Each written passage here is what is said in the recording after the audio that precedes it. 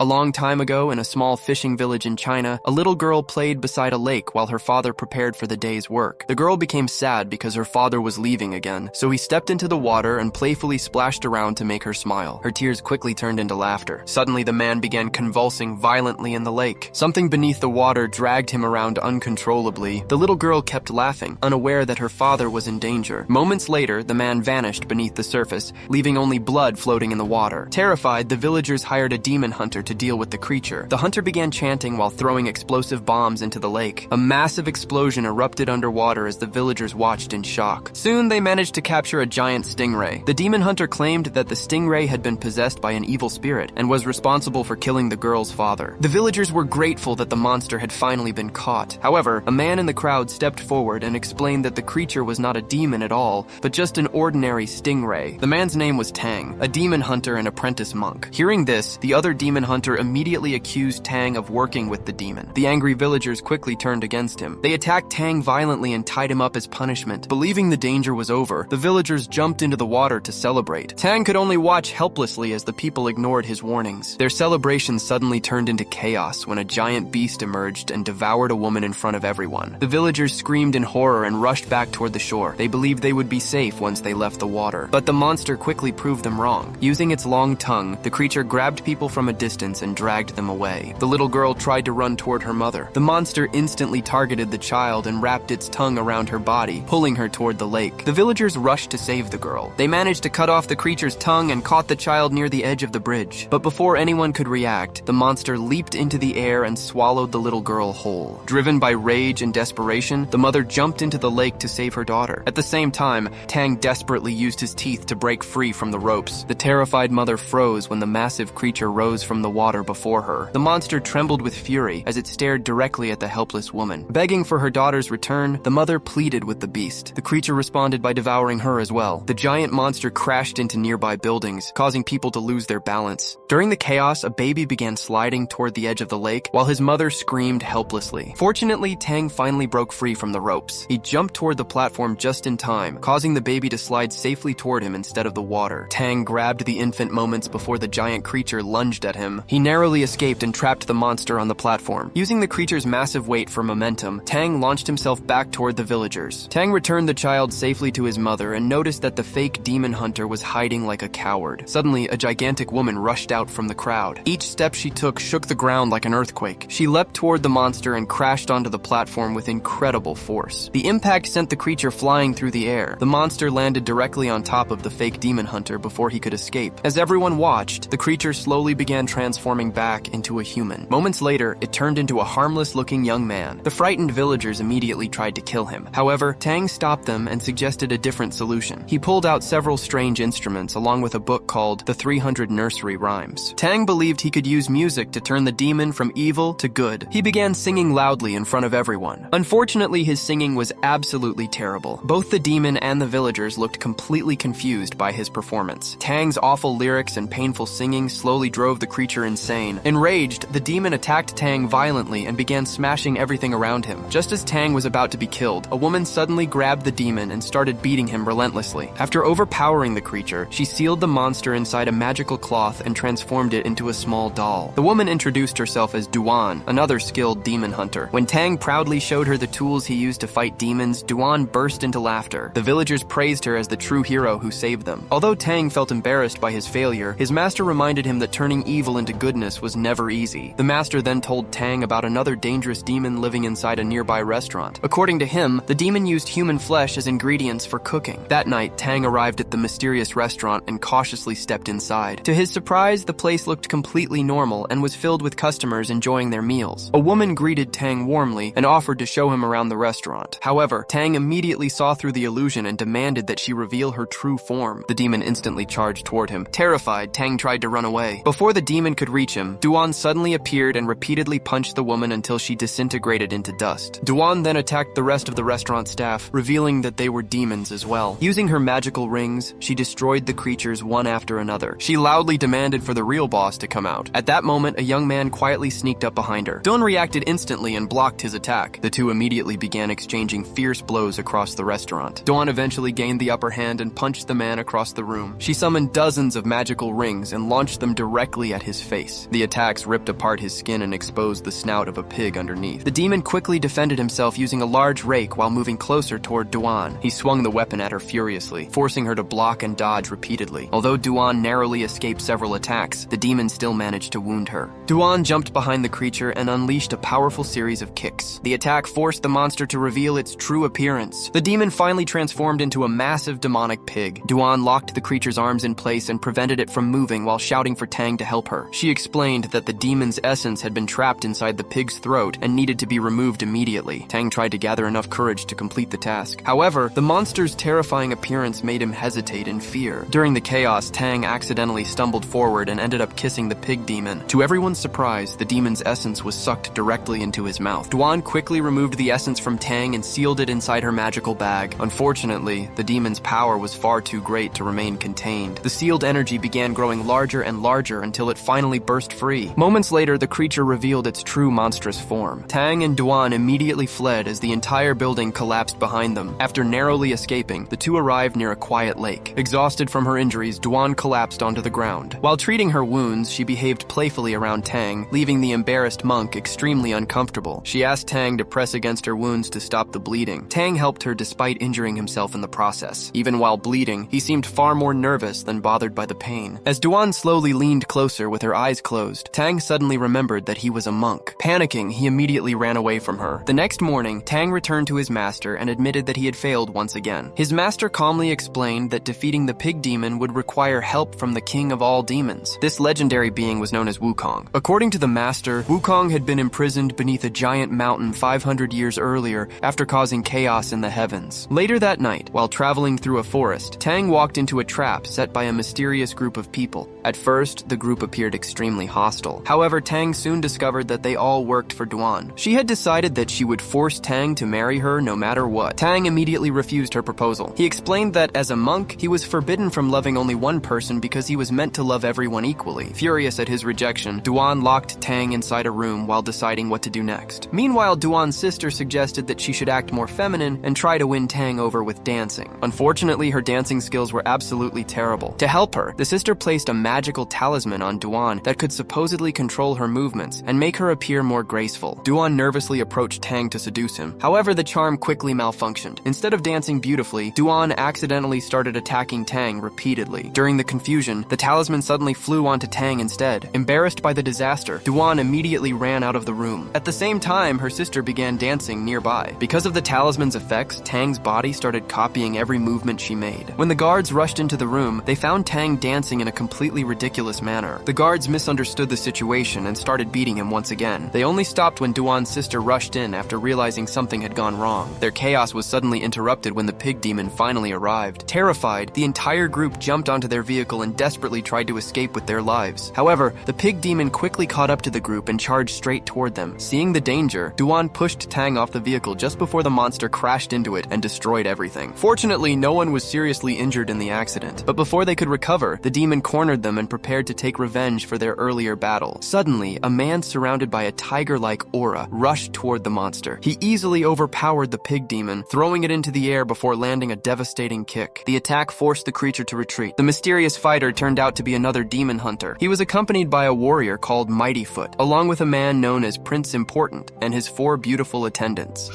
Prince Important constantly ordered his attendants to throw flower petals around him to make himself appear impressive. Unfortunately for him, his servants were terrible at following instructions and kept embarrassing him by loudly calling him Prince Important. Soon, the 3 demon hunters began arguing over who deserved to defeat the pig demon. Their selfish behavior greatly annoyed Tang. He angrily accused them of caring only about fame and money instead of protecting innocent people. Tang then demanded that Duan return the nursery rhyme book she had taken from him. He scolded her for wasting his time and interfering with his mission. Furious at his words, Duan ripped the book into pieces and threw them into the air. She angrily struck Tang several times and told him that he would have died long ago without her help. Tang silently stood up and watched as Duan tried flirting with Prince Important in an attempt to make him jealous. However, instead of reacting, Tang simply turned around and walked away. Duan watched him leave with sadness in her eyes. After traveling across many lands, Tang eventually arrived at a strange mountain covered in giant lily pads despite having no water nearby. At the center of the mountain, he discovered a massive lily flower growing around what looked like a deep hole. Curious, Tang jumped inside. At the bottom, he encountered a wild-looking man who immediately hugged and kissed him repeatedly. Tang quickly realized that this strange person was Wukong. He begged Wukong for help in defeating the pig demon. However, Wukong seemed far more interested in escaping his prison. The demon desperately tried to trick Tang into removing the magical seal that trapped him beneath the mountain. Wukong even claimed that the seal could be used to capture the pig demon. Tang refused to fall for the obvious trick. Frustrated, Wukong attempted to escape by force, but the magical roots inside the cave instantly restrained him and punished him for disobedience. Seeing this, Tang began feeling sympathy for the imprisoned demon. He offered Wukong a banana as a gesture of kindness. The simple act softened Wukong's attitude. The demon finally explained how they could defeat the pig monster. According to Wukong, the pig demon once deeply loved his wife. Because of this, they could lure the creature in by having a beautiful woman dance under the moonlight. Once the demon appeared, Wukong planned to trap it inside the cave forever. At that moment, Duan suddenly jumped into the cave after overhearing their conversation. Without hesitation, she volunteered to act as bait for the pig demon. Tang immediately told her to leave because he feared for her safety. Meanwhile, Wukong began flirting with Duan while teaching her how to dance properly. As Tang watched the two together, it became obvious that he truly cared about her. The monk looked deeply uncomfortable seeing Duan enjoying Wukong's attention. That night, Duan danced gracefully beneath the moonlight while Tang played music for her. As Tang watched her move, he slowly found himself falling deeper in love with her. Suddenly, a terrifying roar echoed through the area. The group realized that the pig demon had arrived. From inside the cave, Wukong began speaking to the creature. Curious, the pig demon peeked beneath the giant lilies covering the entrance. The magical seal immediately activated and sucked the monster deep into the cave. After capturing the creature, Duan transformed the pig demon into a small doll. She handed both sealed monsters to Tang so he could use his nursery rhymes to purify them. Duan then placed a ring on Tang's finger and asked him to marry her. Instead of accepting, Tang became extremely upset. He declared that he would rather cut off his own finger than enter a relationship. Heartbroken by his response, Duan slowly removed the ring herself. She also tried returning the nursery rhyme book she had carefully repaired. However, Tang angrily refused to take it back. Realizing how serious he was about his beliefs, Duan left in tears. Before leaving, she promised that she would stop following him from now on. Tang stepped out of the cave and stared sadly at the moon, struggling with his hidden emotions. At that moment, he heard Wukong calling from inside the cave. The Monkey King asked Tang to remove the giant lily flower, blocking the entrance so he could see the moonlight as well. Tang cut down the flower without thinking. Almost immediately, he sensed that something was terribly wrong. The surrounding lilies suddenly burst into flames. Wukong's maniacal laughter echoed throughout the cave. Moments later, the Monkey King finally broke free in a massive explosion of fire and landed directly in front of Tang.